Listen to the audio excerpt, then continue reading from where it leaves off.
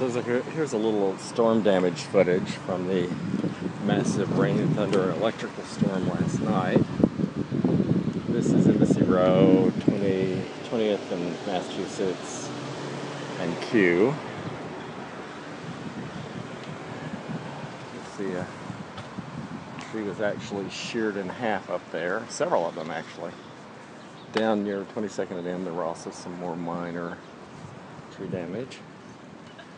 So I'm just going to go on my normal bicycle ride that I do at least once a day, where I run from the lovely Harry Reid condo at the Ritz-Carlton usually in the mornings, and I come up through DuPont past the Phillips collection here, and we'll just see a tree over there in the distance. Nothing on Hillier, but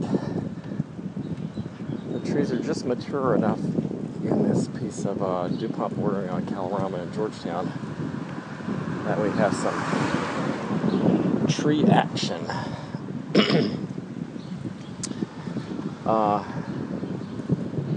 We are at 21st and R. Kind of expensive real estate and sometimes kind of expensive cars. A lot of the most expensive cars are parked in garages in the condos and houses, but still there's some. Anyway, just going to do a little survey and see if we see anything else fantastic. There's Teism, which has these very ornamental trees. They're so small that none of them got whacked.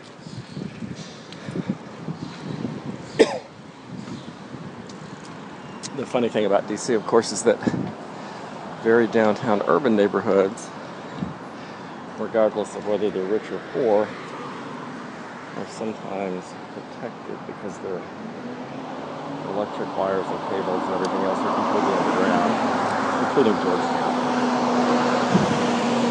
And then there's really well-to-do neighborhoods like Cleveland Park and Bethesda, as well as some less well-to-do neighborhoods, have all these overhead trees that are very mature, but also overhead power lines. So their trees collapse on their power lines and they have no power, and they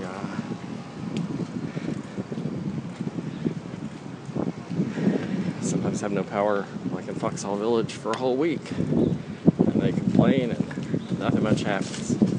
What they could do is rent a generator privately. Apparently there aren't a whole lot of zoning laws that are put into effect immediately to stop you, so you can get away with it for a while, a noisy gas-fueled generator, and you can produce your own power. I know somebody who did that in Cleveland Park back in 2003 or so.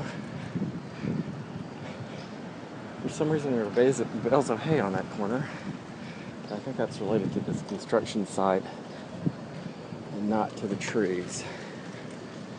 So it's looking like it was just one or two intersections that had particularly grand trees that got whacked downtown. It's not every single block, but of course all it takes is a tree across one major thoroughfare, and if it becomes two or three, then it's awful to completely flummox DC traffic, which is already completely flummoxed anyway.